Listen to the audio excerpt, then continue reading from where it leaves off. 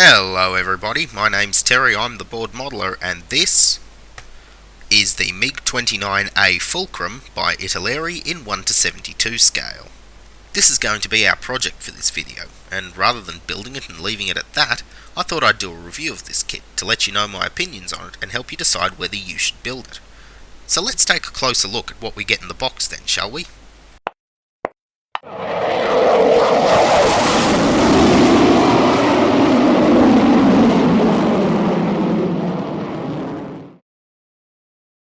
So here's what we get when we open up the box. A large plastic bag containing all 79 parts, 74 grey and 5 clear, that we'll need to build the kit, plus the instructions and a set of decals. There are decals provided for two aircraft. One for a Polish MiG, which features some rather striking looking artwork on the fuselage and tail, and the second one for a Russian Air Force jet. That was the one on the right, by the way. Sorry, my timing was a bit off. Anyway, here are the instructions, which split the build up into 5 main steps, with sub-assemblies in between. On the back of the instructions, there's a painting guide for both aircraft. It's printed in black and white, unfortunately, but it does do a good job of showing how the camouflage schemes should look, as well as where the decals go on the finished plane.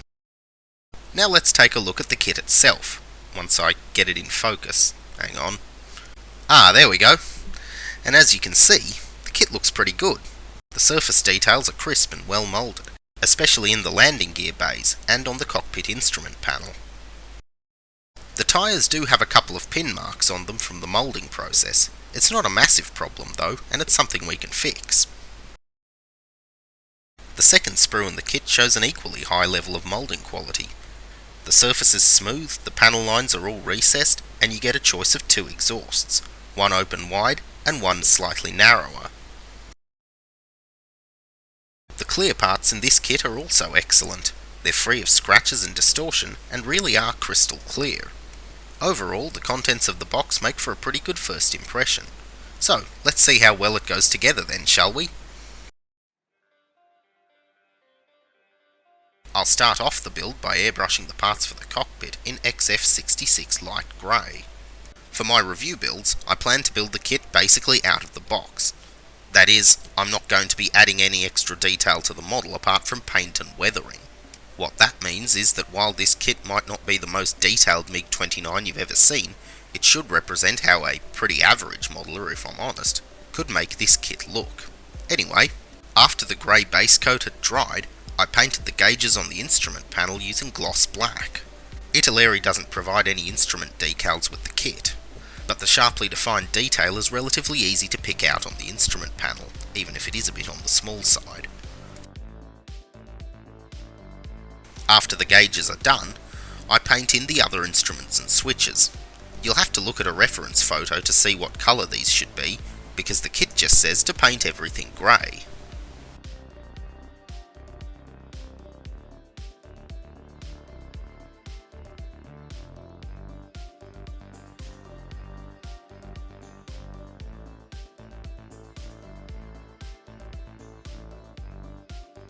Next, I'll tackle the pilot's seat. The seat frame gets painted in German grey. I then painted the seat cushions in light blue, as per my references. The seat in this kit is pretty basic, to be honest. The detail's pretty simplified, and the ejector seat mechanism is almost completely left out. With a bit of detail painting it does look pretty good, but an aftermarket seat would definitely be a huge upgrade in terms of detail. I'll return to the instrument panel now and add a bit more detail to the gauges by using white glue to simulate their glass covers. With the cockpit parts all painted, it's time to start putting them together. First, I'll add the pilot's joystick to the cockpit tub, and then paint the end of the stick German grey. After that's done, I'll attach the instrument panel. I then added the cockpit to the upper fuselage. The instructions aren't very clear as to how it fits in there, so let me show you. The back wall of the cockpit fits into 2 locating pins underneath the fuselage, and the instrument panel sits flat against the glare shield on the back of the nose. Once I'd figured that out, the cockpit slipped into place and fitted in there pretty well. Well, apart from a slight gap between the nose and the instrument panel. Anyway, once the cockpit was securely in place, I was able to add the pilot's seat.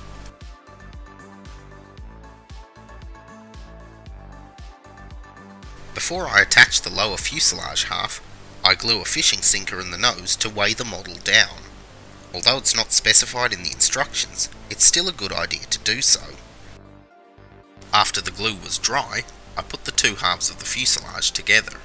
Unfortunately, the fit of these two pieces was one of the kit's biggest problems. There were large gaps, especially around the nose, and I had to use a lot of glue and a little electrical tape to keep the parts together as they dried. Once the fuselage was dry, I attached the wings. These fitted together a lot better than the fuselage halves, though there were still some pretty big gaps I needed to fill, especially on the undersides.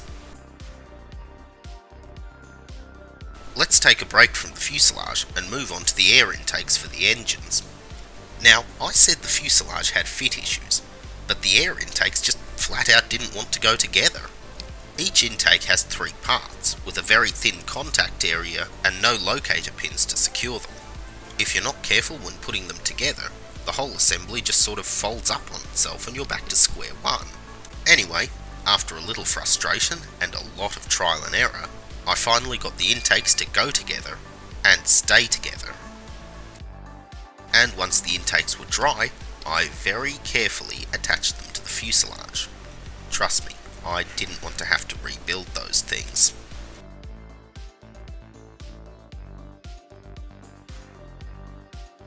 Once the intakes were on, I decided it was time to address the many gaps on this airplane. On the aircraft, Tamiya's basic putty was my weapon of choice for filling in the gaps, and for the video, a short history lesson is my weapon of choice for filling in the puttying sequence. The MiG-29 Fulcrum was developed by the Mikoyan Design Bureau to fulfill the Soviet LPFI, or Advanced Lightweight Tactical Fighter, requirements in 1974. It was to replace the MiG-23 as the Soviet Air Force's frontline fighter. The design of the MiG-29 was planned to give it ultra-high maneuverability in a dogfight, which was achieved by features like leading-edge root extensions on the wings, a lifting body-inspired fuselage design, and powerful Klimov RD-33 turbofans. These aerodynamic enhancements, combined with the MiG's advanced helmet-mounted targeting system, were intended to help the aircraft outmaneuver and outshoot adversaries in close-quarters combat. The Soviets introduced the MiG's capabilities to the West at the 1989 Paris Air Show, and stunned observers with its high maneuverability. Well, until a bird got sucked into the engine and the pilot was forced to eject. Fortunately, the pilot lived to fly again, and the MiG-29 has remained a popular attraction at air shows, performing stunts such as, well, these.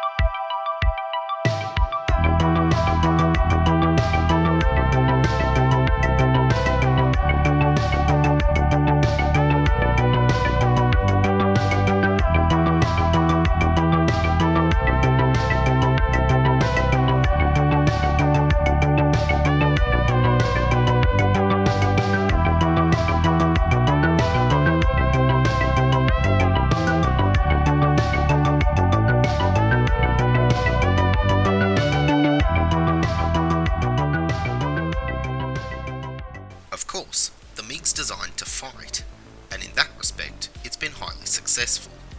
The jet is currently in service with many former Warsaw Pact nations, including Russia, Poland and Ukraine, and has been exported to other countries such as India, Syria, Cuba and North Korea. The MiG-29 has been upgraded several times for several different roles and is still in production today. Its ultimate incarnation so far, the MiG-35, is currently being produced with updated digital instruments and vectored thrust to make it faster, more powerful and more manoeuvrable than ever before. Well, I'm done with the history lesson now, and I'm done with the filling and sanding too, for now at least. Now I'll attach the back of the engines to the fuselage. As I mentioned at the start of the video, there are two exhaust options, a wide one and a narrow one. There's a different engine option for each one, so follow the instructions to make sure you've got it right. There was a slight gap between the engines and the fuselage after attaching them. It wasn't as large as the ones I dealt with earlier though, so it didn't take me too long to have it filled and sanded.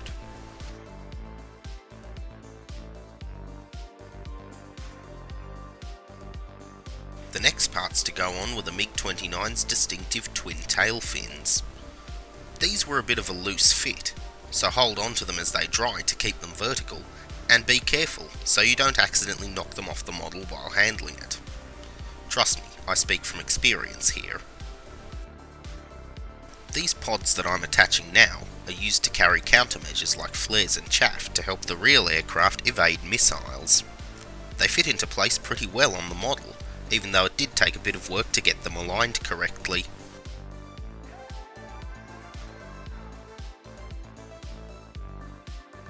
After I had the tail fins and flare dispensers attached, all I had to do was fill some small gaps between them and the fuselage,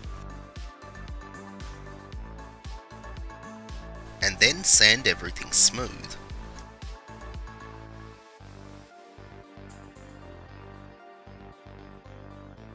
After that, I added some of the smaller scoops and antennas to the aircraft's fuselage, which turned out to be a bit of a mistake, as we'll see later.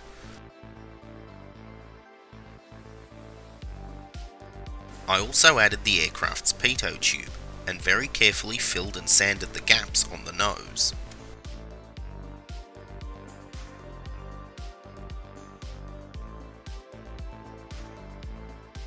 After that, I painted the glare shield flat black.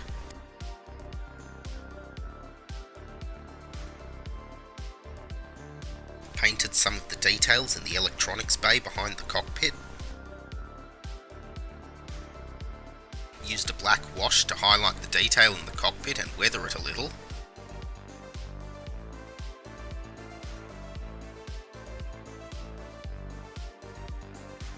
And once everything was dry, I put the canopy on. The canopy on this kit fit well, although there was a slight gap between the front and back sections that I filled with white glue.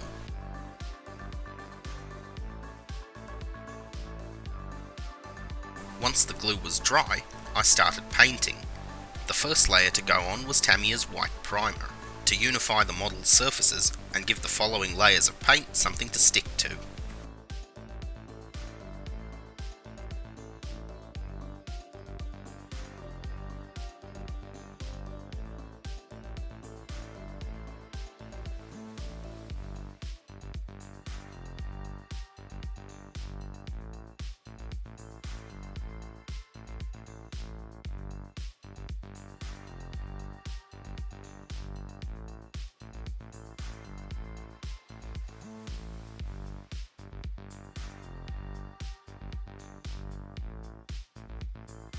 Once the primer coat dried, it revealed a few areas that were still a bit rough, so I gave them another round of putty and sanding.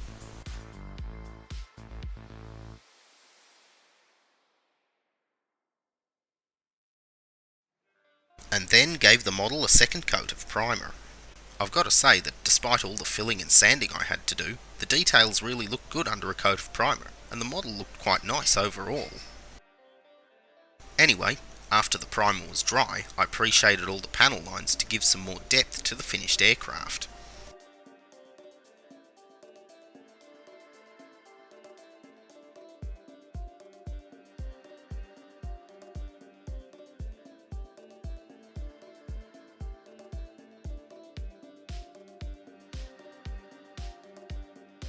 pre-shading done, I'll paint the underside of the plane. Italeri specifies light ghost grey for this area, but I didn't have any, so I airbrushed my MiG with silver grey by, MiG. Seriously, that's what the paint brand is, Ammo by MiG. This totally isn't going to get confusing. Anyway, once that was done, I did the top of the MiG-29 in MiG the Paint Company's medium gunship grey.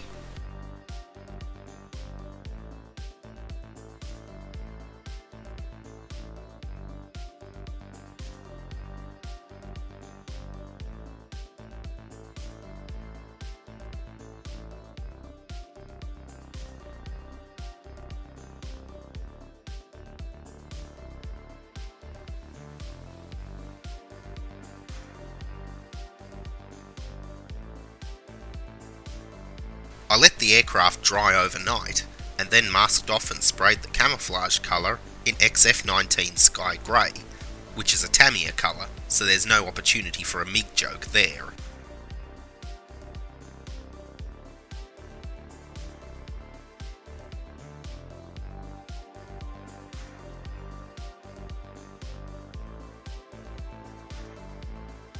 The colour listed for the landing gear bays in the instructions is the same as the one used for the upper camouflage, so I masked them off and sprayed them sky grey too. After the paint was dry, I removed the masking tape and painted the engine exhausts in metallic grey. While I had the metallic grey in my airbrush, I also used it to paint in the machine gun port on the nose. On real aircraft, jet exhausts often get discoloured due to the immense heat of the engines. To mimic this on the model, I airbrushed parts of the exhaust in gunmetal and clear blue. It's a bit hard to see here, but trust me, it does look a lot better in person than it does on camera.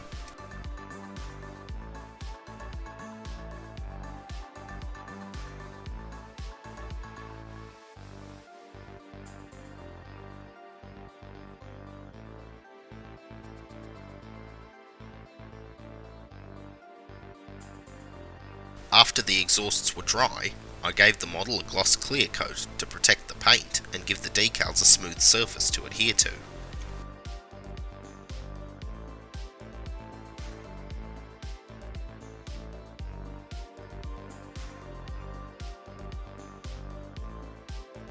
I left the clear coat to dry overnight and then applied the decals. This took a lot longer than expected, not because the decals were poor quality. I mean, they look good, and after a coat of setting solution they conform to the surface perfectly, but because there were just so many of them. The Polish Air Force colour scheme that I've chosen has 108 separate decals to apply, most of which are tiny stencils and warning signs that are only a few millimetres large in 1:72 scale. I would have preferred it if Italeri had grouped the many small decals into a few large ones. This would have made applying the decals quicker and easier, as well as making the placement a bit less ambiguous.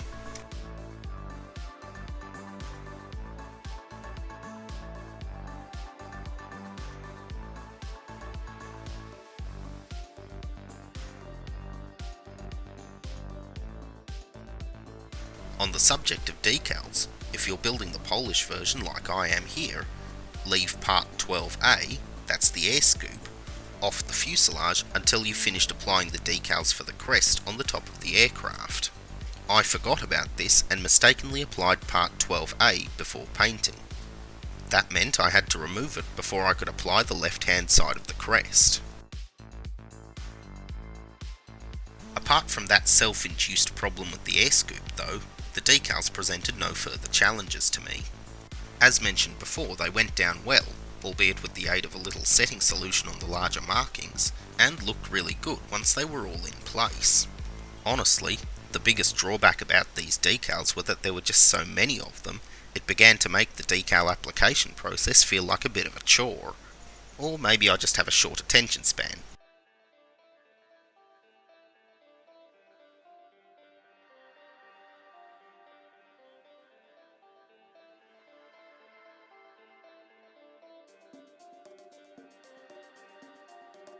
Anyway, once I was finally done applying the decals, I reattached the air scoop,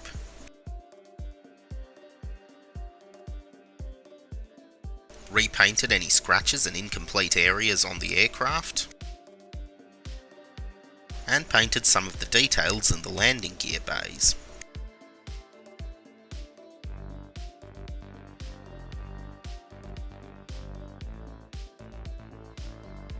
Once the paint was dry, I started on adding the landing gear.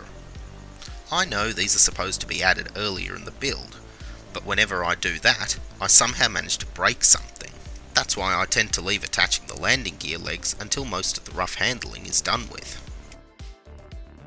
The nose wheel leg consists of two parts.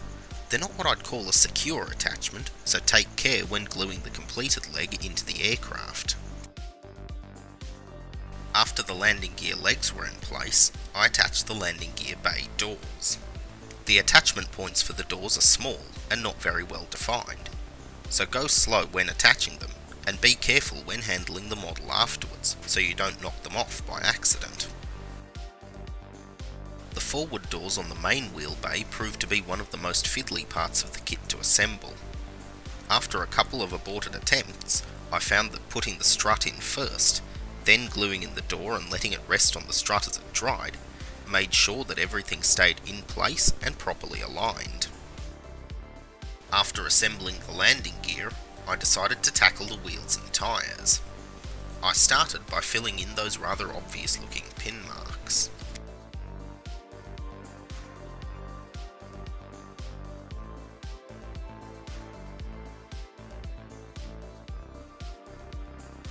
After the tyres were filled and sanded, I sprayed them flat black.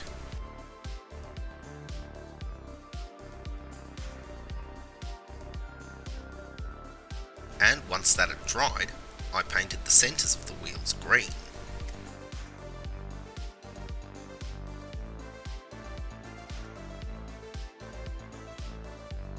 Once the paint on the wheels had dried, I glued them onto the landing gear. The wheels fit perfectly onto the axles and looked really good once they were in place.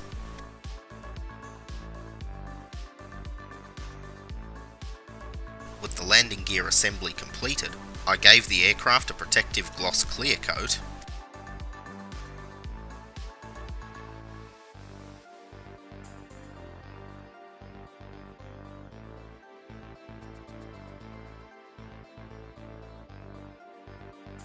I left the clear coat to dry overnight, and once it had hardened completely, I gave the model a black wash to weather it and to add some depth to the panel lines.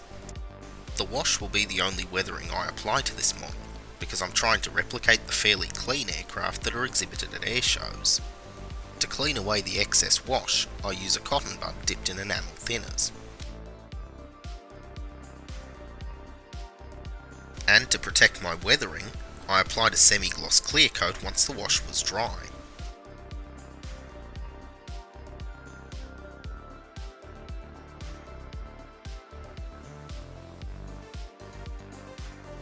Once I'd finished spraying the black anti-glare panel in front of the cockpit, it was time for final assembly to begin.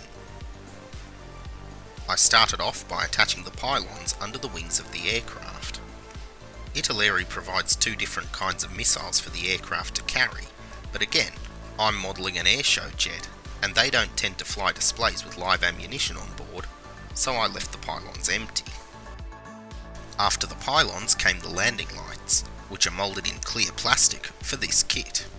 It's a small detail, yes, but the clear lens does look a lot more realistic than a blob of silver paint. After the landing lights were on, I attached the rear section of the jet exhausts.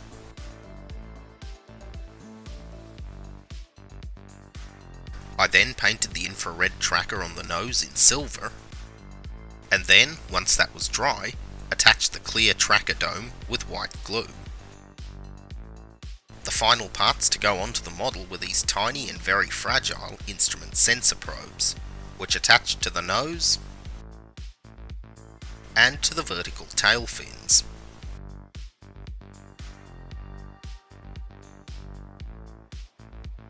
Once the sensor probes were securely attached, All that was left to do was remove the masking tape from the canopy,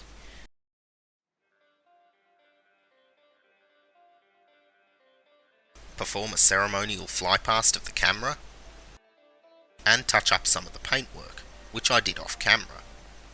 Oh yes, and provide some ratings for this kit, seeing as this is a review build.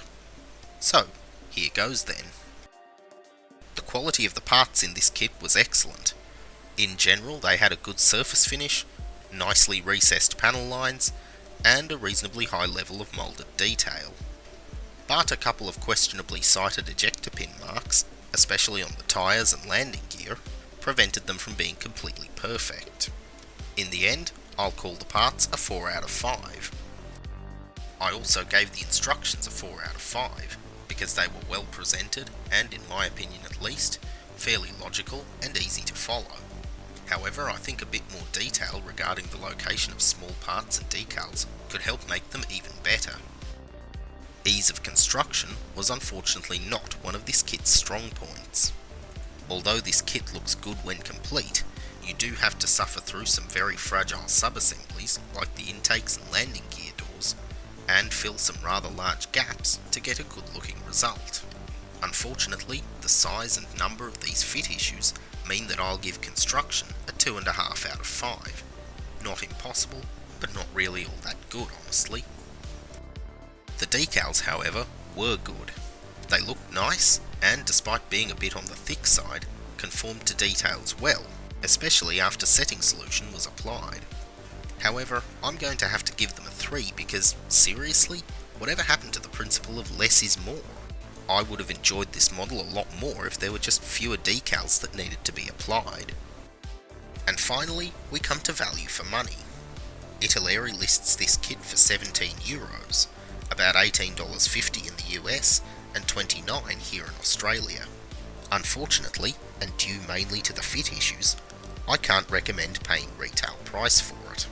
I picked mine up on discount, and I recommend you do so as well, because at 50, 40, even 30% off, this kit is definitely worth it. So that brings us to a final score of 16.5 out of 25, which places it, unsurprisingly, right at the top of the list of the one kit I've reviewed. Anyway, I will say this kit is worth trying out, but I will recommend a bit of experience building scale models and some time to work through the kit's issues before you pick one up.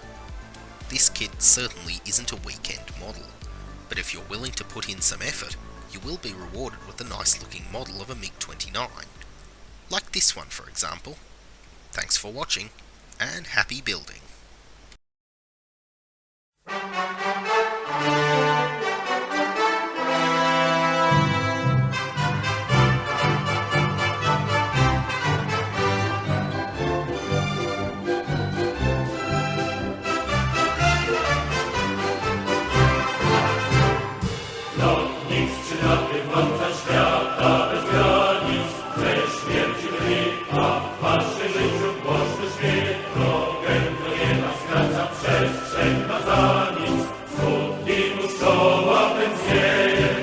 Jak równo silnik gra, jak śmiało śmigło tnie, już ginie pośród chmur najśmielszych marzeń niebotyczny ślad. Nie straszny mrok i mgła, nie straszny wiatr, co dnie. Jesteśmy ogni karamenci o tysiące lat. A jeśli z nas ktoś padnie wśród szaleńczych gwiazd, czerwieńszy będzie kwadrat, nasz lotniczy znak. Znów pełny gaz, bo cóż, że spada któraś z gwiazd, gdy cała wnet eskadra pomknie na szlak. Za krótko pociąg śmiały silnika wyczy i wyrównanie, aż się zbierały kwiaty jasnych krąg ziemi oszalały ginie w błękicie, więc części świata za ciasne. Leć w górę znaku nasz, nie trzeba wcale słów. Skrzydlaty klucz do sławy drzwi odmyka. Orła mamy hartny Polski, czujna straż, husary dawnych kół. Nie ścichnie nigdy dali głos silnika, hej, na start! A jeśli z nas ktoś padnie wśród szaleńczych jazd, czerwieńszy będzie kwadrat, nasz lotniczy znak. Znów pełny gaz, bo cóż, że spada któraś z gwiazd, gdy cała wnet eskadra pomknie na szlak. Lotnistrz laty, władca świata bez granic, ze śmierci drwi, a w twarz